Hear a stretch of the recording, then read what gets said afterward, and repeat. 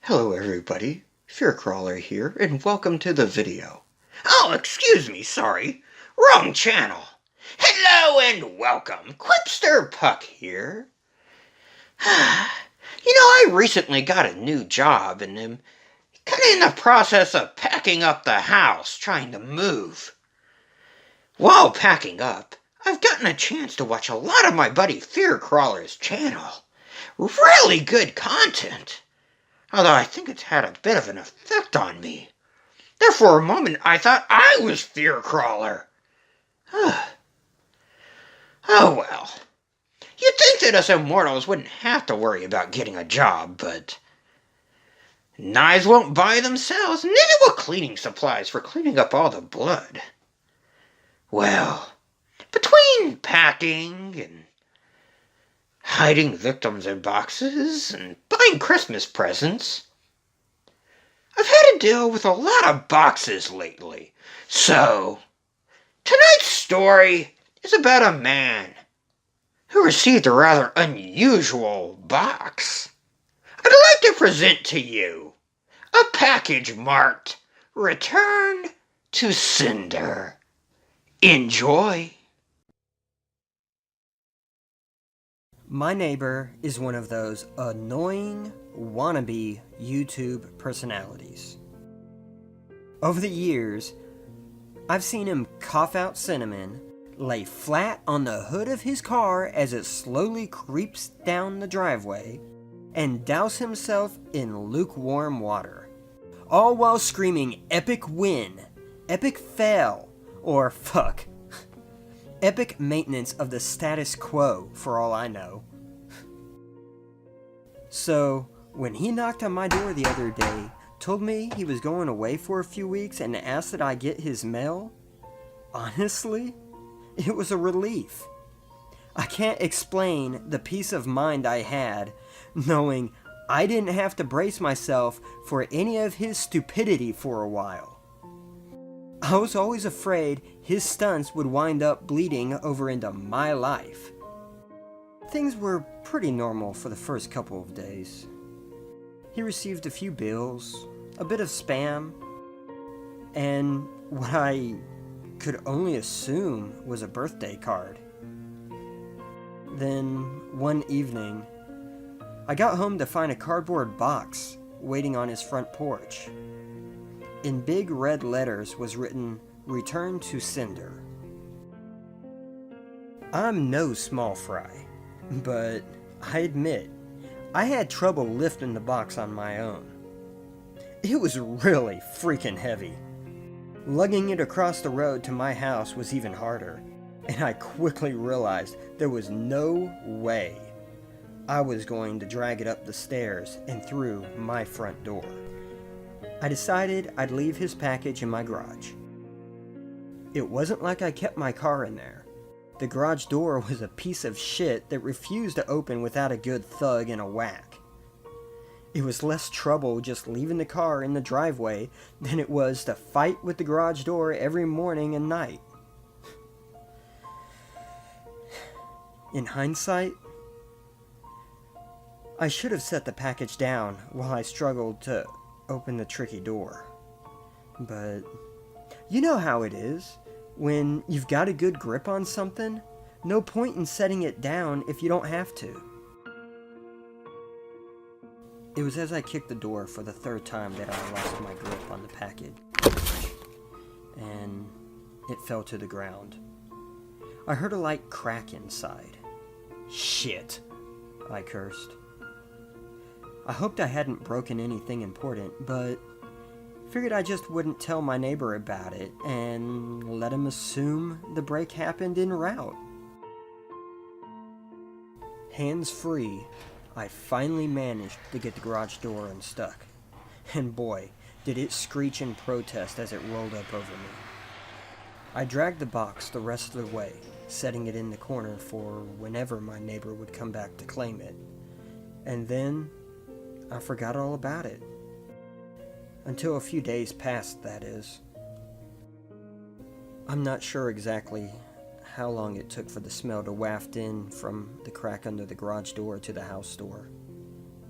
but it came in slow progression. It was a sickly, sweet odor, similar to a skunk. And for the first few days after I smelled it, I generally assumed that's exactly what it was. Roadkill that had left its mark on my house. It was only when I realized the scent was growing more intense instead of fading that I went looking for a source.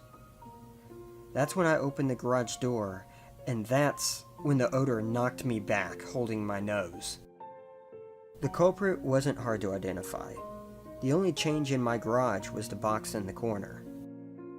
I remember thinking, it must have been one of those meat of the month subscription boxes. The meat must have gone rancid from being left out of the fridge for so long. How much meat could have been in there for the box to have been so large and heavy? An entire freaking cow? I covered my nose as I approached the box, a pair of scissors in my hands. I probably wouldn't have needed them to open it, as it had become soggy enough at the bottom to poke through with a finger, but I wasn't about to poke my finger into spoiled meat juices. That soggy bottom was the reason I had to open the box in the first place. If I tried to drag it out whole, everything would spill onto the floor. I was going to have to dump the pieces of meat, one garbage bag at a time, and take them down to the dumpster. A process I wasn't looking forward to. My scissors tore through the tape along the top of the cardboard box. I thought the smell couldn't get any worse, but as I flipped the flaps open, I discovered a whole new gamut of stink. It was like opening a burning oven, but instead of a heat wave, I was met with the waves of piss, sweat, shit, and putrefaction. It was so bad that I staggered back and had to force down the puke begging to guzzle out of me. I don't think I could have handled the scent mingling with the horrors coming out of the box. I'm not ashamed to admit, I ran out of the door for a breath of fresh air, but in the short time I'd spent in the garage, the smell had become so ingrained in the fabric of my clothes that it clung to me like a shadow. Nothing I tried could keep the smell out of my nostrils. Not air fresheners, not a face mask, not 3 showers and a change of clothes. Every second that box lay open in my garage was another second the smell was allowed a foothold into my home. I had to bite the bullet. I returned to the garage, the flaps of the box still open as though inviting me to look. I was prepared. A clothespin pinning my nostrils shut, a garbage bag in one hand, the strongest cleaner I could find in the other, and long rubber gloves to keep my skin from having to touch what was inside. But as it turns out, I needed none of those things. I wouldn't have to touch or clean the contents of that box. I would only have to suffer the nightmares every night. You see, there was meat in that box, but it didn't come from a cow or a pig. No. It was worse than that. It was my neighbor. Dead. Still in one piece, but dead. I called the cops, and naturally they took me in for interrogation. It's kinda hard not to suspect a man with a corpse in his garage after all. Thankfully, they soon realized I wasn't involved. My DNA might have been all over that box. The smell might have left a mark throughout my house. But there was one piece of irrefutable evidence in my neighbor's own hands that proved my innocence. A vlogging camera. They showed me the footage only once, I'm not sure if they were allowed to, or if they felt so bad for me they figured it couldn't hurt. Either way, I saw it.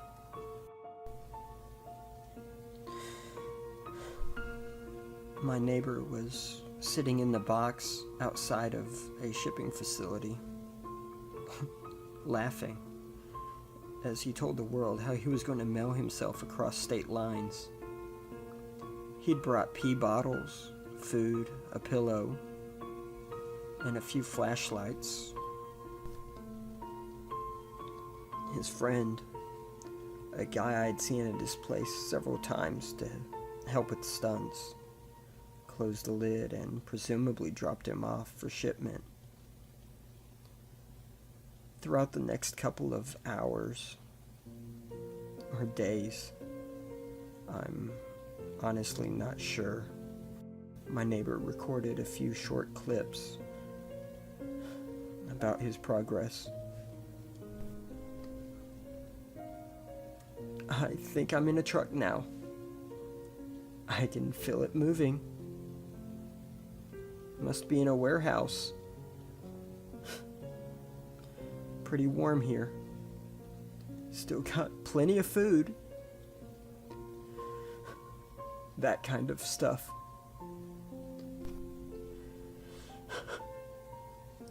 And then, on the last entry, the box toppled over. He broke his neck, and that was it. The camera recorded until either the memory card got too full or the battery died.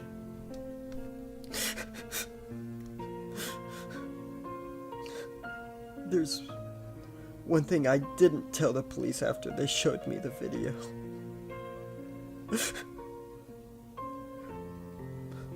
One thing I heard in the footage that will haunt me to the day that I die.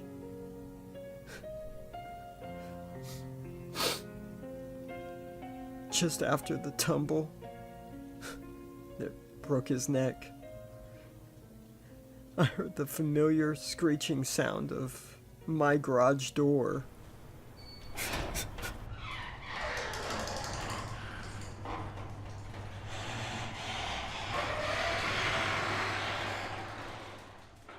Welcome back! I do hope that you enjoyed tonight's story. You know, now that I think about it, those mystery meat boxes aren't such a bad idea. Although, Quipster Crawler didn't really seem to enjoy the slice of Dell that I sent him. Said it was a bit stale. Maybe I do need to get me a new victim. Well, I guess that's all for the night. I got a whole bunch of packing still to do. I will try to upload as much as I can, but with the new job and packing, things are going a bit slower than I would like. But don't worry. Puck will return with all kinds of new terrifying tales. Ta-ta for now.